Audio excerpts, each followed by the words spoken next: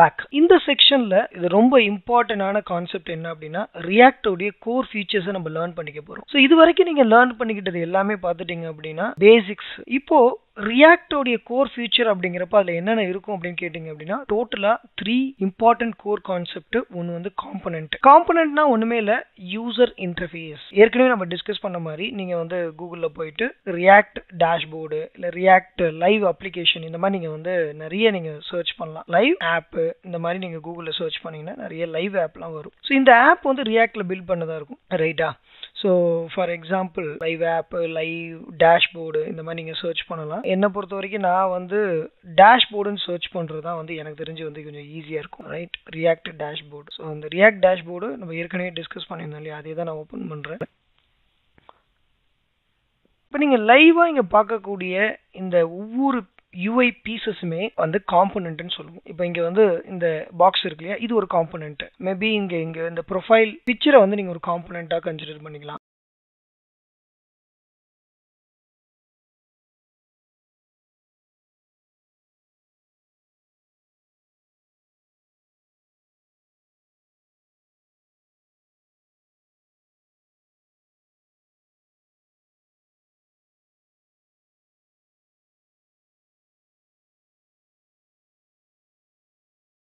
ஒரு ஐக்கான ஒரு காம்பனண்ட்டாக நீங்கள் கன்சிடர் பண்ணிக்கலாம். இந்த காம்பனண்ட்டுக்கு வந்து லிமிட்லாம் கிடையாது, இதுதான் காம்பனண்ட்டாக நம்ம வந்து கொண்டு வரணும் அப்படின்லாம் கிடையாது. பேசிக்காக இது என்ன லாஜிக்காக இருக்குன்னா நீங்கள் ரீயூசபிள் பண்ணுற மாதிரி இருக்கணும். அதாவது நான் வந்து இங்கே ஒரு பாக்ஸ் ஒன்று கிரியேட் பண்ணியிருக்கேன், இது ஒரு யூஐ பீசஸ். இதை நான் அக்ராஸ் அப்ளிகேஷன் மல்டிபிள் இடத்துல டிஃப்ரெண்ட் வியூவில் யூஸ் பண்ண போகிறோம் அப்படின்னா அந்த காம்பனண்ட் ரீயூசபிள் ஆகும். இப்போ நீங்கள் இங்கே பார்க்கக்கூடிய இந்த டிராஃபிக் வந்து ஒரு பார்த்தீங்கன்னா ஒரு கிராஃப் இருக்குது. இங்கே வந்து ஜனவரி டு ஜூலை இருக்குது. இன்னொரு இடத்துல வேறு விதமான டேட்டாவாக இருக்கலாம். டேட்டா மட்டும் தான் சேஞ்ச் ஆகும். இந்த காம்பனன்ட் டிசைன் வந்து காமன், ரைட்டா? இப்போ நீங்க இங்க பார்க்கக்கூடிய இந்த கார்டு லேஅவுட் எடுத்துட்டீங்கன்னா இங்க வந்து யூசர்ஸ் வந்து நம்ம டிஃபைன் பண்றோம். இங்க இன்கம், இங்க வந்து கன்வர்ஷன் ரேட், இங்க செஷன். ஆனா இந்த டிசைன் எடுத்துக்கிட்டீங்க அப்படின்னா அந்த யூஐ காம்பனன்ட் வந்து ரீயூசபிள் ஆகுது மல்டிபிள் இடத்துல. பட் அந்த டேட்டா மட்டும் தான் வேரி ஆகுது. இதுதான் வந்து ரொம்ப இம்பார்ட்டன்ட். அதாவது நீங்க நார்மலா HTML, CSS, ஜாவாஸ்கிரிப்ட்ல பண்ணும்போது நிறைய பேஜ் ரிப்ளிகேட் பண்ணுவோம். ஆனா இங்க முக்கியமா ரியாக்ட்ல பார்த்துட்டீங்க அப்படின்னா காம்பனன்ட் அப்படிங்கிறது இண்டிபெண்டன்ட் யூஐ பீசஸ். இது எப்படி நம்ம வந்து இன்னும் டீடைலா லேர்ன் பண்றது அப்படிங்கிறத பார்ப்போம். இதுக்கு வந்து நீங்க இந்த டாக்குமெண்டேஷன்ல கொடுத்திருக்கதே பாத்தீங்க அப்படின்னா the user interface can be broken down into smaller building blocks called component. அதாவது இது ஒரு பெரிய அப்ளிகேஷன். இதுல நீங்க பார்க்கக்கூடிய எல்லா யூசர் இன்டர்ஃபேஸும் ஸ்மால் பீசஸ். இதை வந்து நம்ம காம்பனன்ட்னு சொல்றோம். இப்போ நீங்க இங்க பார்க்கக்கூடிய இந்த இதுல இமேஜ் வந்து ஒரு காம்பனன்ட், டெக்ஸ்ட் வந்து ஒரு காம்பனன்ட், பட்டன் வந்து ஒரு காம்பனன்ட். இது எல்லாமே நம்ம என்ன சொல்லலாம்னா காம்பனன்ட்னு சொல்லலாம். ஒரு காம்பனண்ட்டை எப்படி கிரியேட் பண்றது, எப்படி வந்து நம்ம வந்து ஹேண்டில் பண்றது ரியாக்ட்ல அப்படிங்கறது நம்ம டீடைலா ரியாக்டோட டாக்குமெண்டேஷனுக்கு ஸ்விட்ச் ஆகுறது தான் நல்லது. ஃபர்ஸ்ட் அதுக்கு வந்து நம்ம வந்து ஒரு ப்ராஜெக்ட் ஒன்று கிரியேட் பண்ணணும். அதுக்கு அடுத்தது பார்த்துட்டீங்க அப்படின்னா ப்ராஜெக்ட் த்ரூவா நம்ம காம்பனண்ட் எப்படி கிரியேட் பண்றது, அதுக்கப்புறம் ஃபர்தரா நம்ம அந்த கான்செப்ட் என்னென்ன கான்செப்ட் டிஸ்கஸ் பண்ண போறோம் அப்படின்னா ப்ராப்ஸ் அப்படிங்கிறது என்ன அப்படின்னு கேட்டீங்கன்னா பேசிக்கா நீங்க ஒரு காம்பனண்ட் இன்னொரு காம்பனண்ட்டுக்கு டேட்டாவை ஷேர் பண்றது. இப்போ இங்க நீங்க பார்த்துட்டீங்கன்னா ஜஸ்ட் வந்து நான் ஆன்சர் பண்ணிட்டு நெக்ஸ்ட் செக்ஷன் போறேன். இதை நம்ம திரும்பவும் ரிவ்யூ பண்ண போறோம். இந்த ப்ராப்ஸ் அப்படிங்கிறது display the data with props. நீங்க டேட்டாவை டிஸ்பிளே பண்ண வைக்கிறீங்க. இப்போ நீங்க பாக்குறீங்க இல்லையா, இந்த டேஷ்போர்ட்ல நீங்க பார்க்கக்கூடிய டேட்டா டிஸ்பிளே ஆகுது. இதுக்கு வந்து ப்ராப்ஸ்னா ப்ராப்பர்ட்டின்னு அப்படின்னு சொல்லுவாங்க. அதுக்கு அடுத்தது ஒரு காம்பனண்ட்ல இருந்து இன்னொரு காம்பனண்ட்டுக்கு டேட்டா ஷேர் பண்றது. அது முக்கியமா பேரண்ட் டு சைல்டு. இந்த காம்பனண்ட் எல்லாமே பேரண்ட் அண்ட் சைல்டு ஹைரார்க்கில இருக்கும். ஒரு பேரண்ட் காம்பனண்ட்டுக்குள்ள சைல்டு காம்பனண்ட், அதுக்குள்ள இன்னும் சப் சைல்டு காம்பனண்ட். இந்த மாதிரியான ஒரு ஹைரார்க்கி ஸ்ட்ரக்சர்ல தான் காம்பனண்ட்ஸ்லாம் நம்ம ஆர்கனைஸ் பண்ணி வைப்போம். இதுவும் நம்ம டீடைலா நம்ம டுட்டோரியல் சீரிஸ்ல பார்க்க போறோம். சரி, காம்பனன்ட்னா என்னன்னு தெரியுது. அந்த காம்பனன்ட்ல நம்ம டேட்டாவை டிஸ்ப்ளே பண்ண வைக்கிறதா இருக்கட்டும், இல்ல இன்னொரு காம்பனன்ட்டுக்கு நம்ம டேட்டாவை வந்து அத முக்கியமா பேரண்ட் டு சைல்டுக்கு டேட்டாவை ஷேர் பண்றதா இருக்கட்டும், இதுக்கு நாம யூஸ் பண்ணக்கூடிய கான்செப்ட் ப்ராப்ஸ். அடுத்த ஒரு கான்செப்ட் என்ன அப்படின்னா ஸ்டேட். இந்த ஸ்டேட் அப்படிங்கிறது என்ன அப்படின்னா நீங்க வந்து ஒரு காம்பனன்ட் இருக்கு, அந்த காம்பனன்ட்ல ஓகே ஒரு இன்டராக்ட் பண்ணும்போது ஃபார் எக்ஸாம்பிள் வந்து இங்க கொடுத்துறாங்க பாருங்க லைக் பட்டன். ஒரு Facebook இருக்கு, அதுல வந்து ஒரு போஸ்ட் லைக் பட்டனை கிளிக் பண்ண உடனே அந்த கவுண்டர் இன்க்ரீஸ் ஆகுறது. இப்போ இனிஷியலா யூடியூப் இருக்கு, யூடியூப்ல சப்ஸ்கிரைபர் இருக்காங்க, இப்போ இல்ல வந்து யூடியூப்ல லைக் இருக்கு. ஸோ இதுல நீங்க பாத்துட்டீங்கன்னா சப்ஸ்கிரைபர் வந்து இப்போ ஒரு 900 பீப்புள் இருக்காங்க. நீங்க கிளிக் பண்ண 901 மாறுது. லைக் வந்து ஒரு 1000 இருக்கு, நீங்க கிளிக் பண்ண 1001 மாறுது. அப்போ அந்த ஸ்டேட் சேஞ்ச் ஆகுது. அதாவது ஒரு காம்பனன்ட் இருக்கு, இல்ல நம்ம ஒரு யூசர் இன்டராக்ட் பண்ணும்போது அந்த டேட்டா சேஞ்ச் ஆகுறது வந்து என்ன சொல்றாங்கன்னா ஸ்டேட்.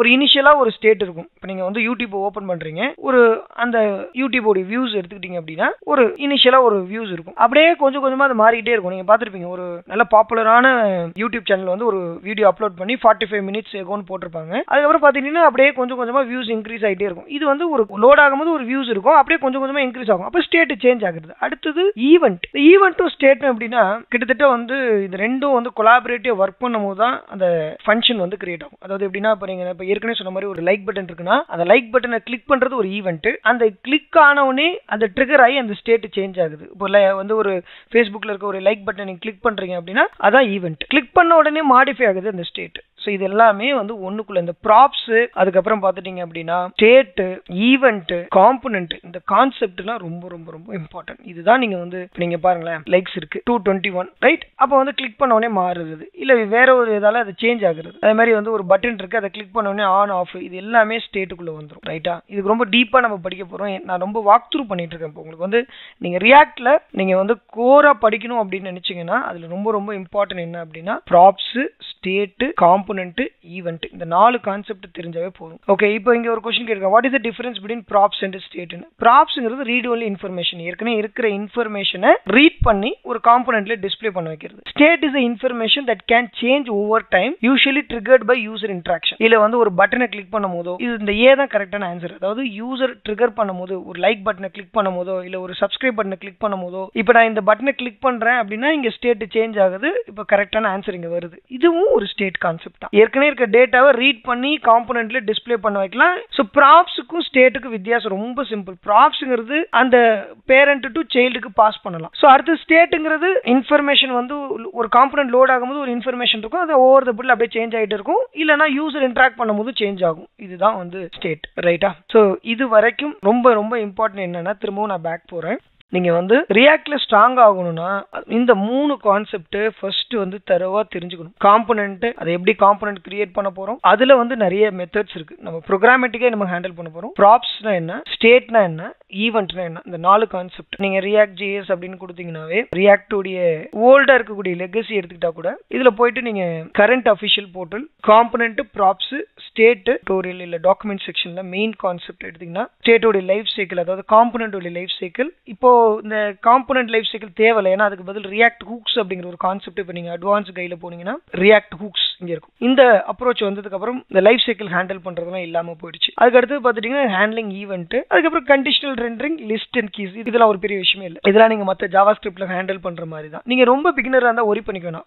ரியாக்ட பொறுத்த வரைக்கும் லேர்ன் பண்ணிக்கிறது ரொம்ப ரொம்ப ஈஸி. அதுக்கப்புறம் நம்ம இந்த அட்வான்ஸ்டு கான்செப்ட், அதாவது இந்த அட்வான்ஸ்டு கைட்லைன், அதாவது ஹையர் ஆர்டர் காம்பனன்ட், ஃபிராக்மெண்ட், இந்த மாதிரி இந்த அட்வான்ஸ் கான்செப்ட் எல்லாம் நம்ம எந்த அளவுக்கு லேர்ன் பண்ணிக்கிறோம். முக்கியமா இப்போ இன்னைக்கு வந்து இந்த லாஸ்ட் 4 இயர்ஸ் வந்து இந்த ரியாக்ட் உடைய பாத்துட்டீங்கன்னா அப்ரோச் கொஞ்சம் கொஞ்சமா சேஞ்ச் ஆகி ஹூக்ஸ் அப்ரோச்சுக்கு போயிட்டாங்க. இந்த ஹூக்ஸ்னா என்னங்கிறது நம்ம டீடைலா பார்க்கலாம். இது நிறைய இருக்கு டீடைலா. இது எல்லாமே நம்ம வந்து இந்த டுட்டோரியல் சீரிஸ்ல பார்க்க போறோம். சரி, ஃபர்ஸ்ட் இப்போ என்ன பண்ணணும், இப்போ அடுத்த நெக்ஸ்ட் ஸ்டெப் என்ன அப்படின்னா, நாம வந்து ப்ராஜெக்ட் கிரியேட் பண்ணீங்க வந்து ரியாக்ட் உடைய அஃபிஷியல் போர்ட்டலுக்கு போனீங்க அப்படின்னா நாம வந்து ஒரு ப்ராஜெக்ட் வந்து ஃபர்ஸ்ட் கிரியேட் பண்ணணும், இல்ல ரியாக்ட் இன்ஸ்டால் பண்ணணும். இந்த மாதிரி start a new react project or ஓல்டுக்கு போனீங்கனாலும் இன்ஸ்டாலேஷன்ல கிரியேட் நியூ ரியாக்ட் ஆப், இதெல்லாம் இது எப்படி பண்ண போறோங்கிறத நம்ம நெக்ஸ்ட் செக்ஷன்ல பார்க்க போறோம். சோ நீங்க என்ன ஞாபகம் வச்சுக்கணும் அப்படின்னா காம்பனன்ட், ப்ராப்ஸ், ஸ்டேட், அதுக்கப்புறம் ஈவெண்ட், இந்த 4 கான்செப்ட் தெரிஞ்சாவே கிட்டத்தட்ட நீங்க ஒரு பேசிக் அப்ளிகேஷனை டெவலப் பண்ணிடலாம். சரி, நீங்க இந்த கான்செப்ட் தெரிஞ்சுக்கிட்டதுக்கு அப்புறம் ஒரு சின்ன சின்ன ப்ராஜெக்ட்லாம் நம்ம பண்ண போறோம். இந்த டுட்டோரியல்